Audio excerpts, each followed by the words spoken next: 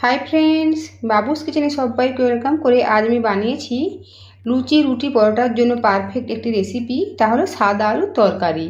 তা চলুন দেখা যাক আমি কিভাবে বানিয়েছি সাদা আলুর তরকারি। আর ভিডিওটি লাস্ট পর্যন্ত দেখার জন্য অনুরোধ রইল।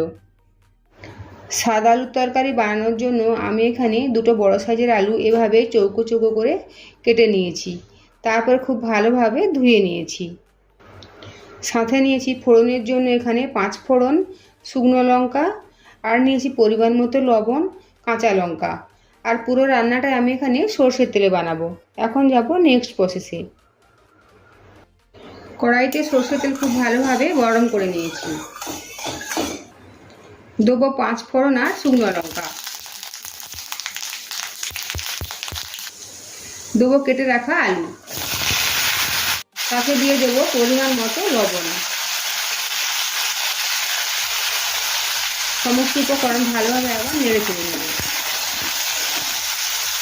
এই অবস্থায় গ্যাসের ফ্লেম মিডিয়ামে রেখে আলুটাকে একটু ভাজা ভাজা করে নেব। লাল যেন না হয়, ঠিক হালকা ভাজা ভাজা করে নেব ঠিকঠাকভাবে। আলুটা হালকা করে ভেজে নিয়েছি। এখন গ্যাসের ফ্লেম কমিয়ে রেখে এর মধ্যে দেবো পরিমাণ মতো জল। দেবো 3টে কাঁচা লঙ্কা। রান্নাতে জলের পরিমাণটা একটু বেশি দিতে হবে, যাতে আলুগুলো খুব ভালোভাবে সেদ্ধ হয়। এখন ঢাকা দিয়ে আলুগুলো রান্না করে নেব খুব ভালোভাবে সেদ্ধ হওয়া পর্যন্ত। প্রায় 15 মিনিট পরে ঢাকাটা সরিয়ে নিয়েছি। আলু খুব ভালোভাবে সেদ্ধ হয়ে গিয়েছে। এখন খুন্তি দিয়ে কিছু আলু ভেঙে দেব। এই সাদা আলুর তরকারিতে আলুগুলো কিছুটা গোটা গোটা কিছুটা ভাঙা ভাঙা থাকলে ভালো লাগে।